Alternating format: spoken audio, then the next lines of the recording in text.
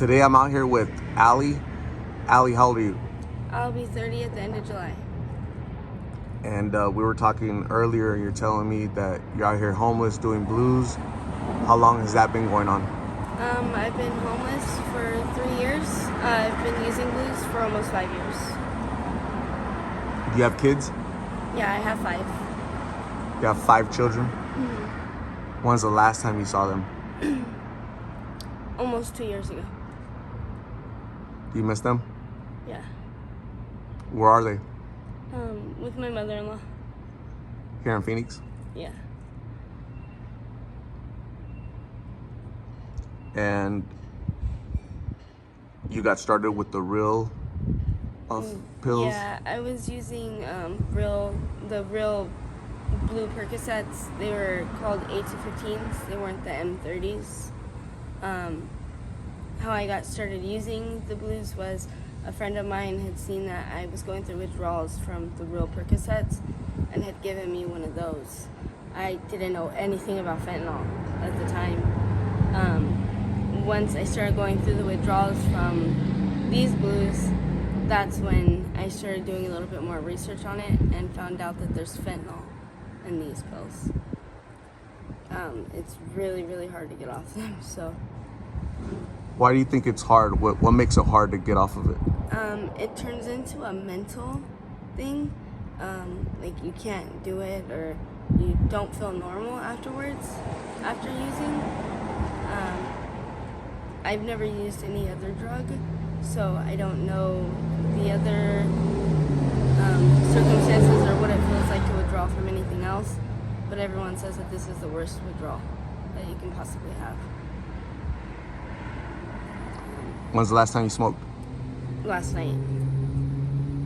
About every 16 hours is when I start to go through withdrawals. So about how many pills do you need per day? That I need just to stay well, about 6. But like I said, I'm a user, so I do it to get high. And I can smoke anywhere from 6 pills a day to 15 pills a day. 15 pills is the most you've ever done? The most I've ever done in a day is about 25. And I almost overdosed. But you've never fully overdosed?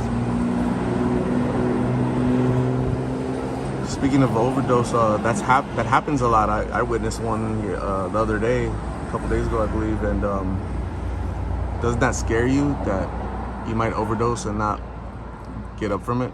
It does, yeah. I mean, with everything, it's a risk. You don't know how much fentanyl is in each pill. At the same time, you take a risk driving a car every day or riding a bike. So, it sucks. Before you started with pills, what did your life look like with your 5 kids? What was that?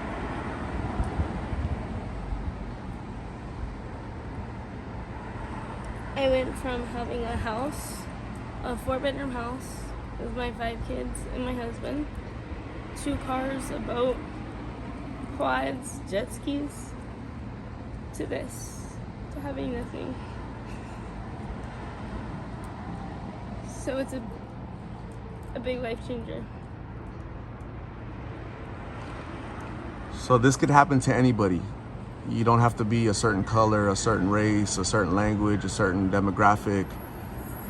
Anybody can get caught up in this rather easily, you would say? Yeah. Very easily. Where do you want to be in 6 months? Sober. I don't want to be out here anymore. I've been robbed. My husband's been shot for no reason. I've almost been beaten. Been arrested. My record went from me never being in any kind of trouble to having a felony for a straw. So I want to be back home, hopefully, in the next 6 months. What's stopping you or preventing you from realizing that? Lack of support. Big time. Now, what does support look like or sound like? A better, I guess, support base for me would be somebody that actually shows that they care. My husband is one of them, but he's also addicted to blues. So there's a stigma with that, I guess, so to say. So your husband, the father of your kids, both of you are out here right now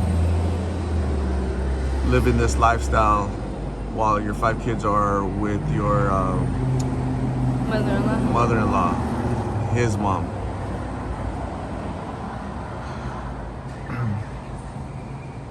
Do you think it's because you guys are out here as a couple, as a team, do you guys kind of enable each other? Yeah, definitely.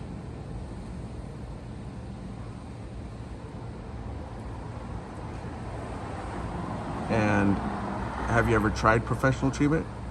We have, but the rehab that we went to, they literally just left us in a room and didn't even come to check up on us until the night shift started, which I need something more than that. I need somebody that's actually going to show that they care and tell me that there is a way out of this. There definitely is. There is a way.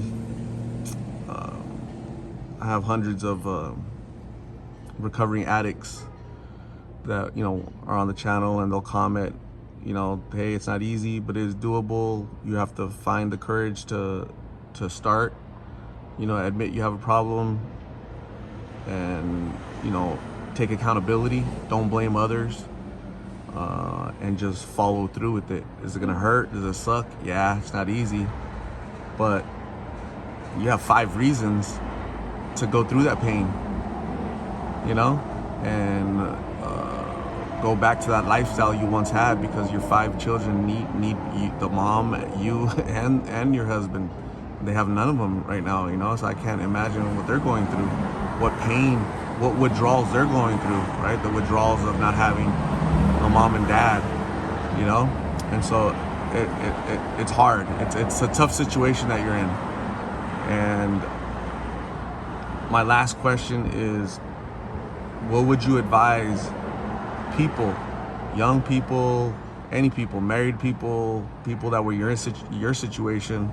What would you advise them if they're thinking about trying this or just recently started trying pills? What's your advice to them?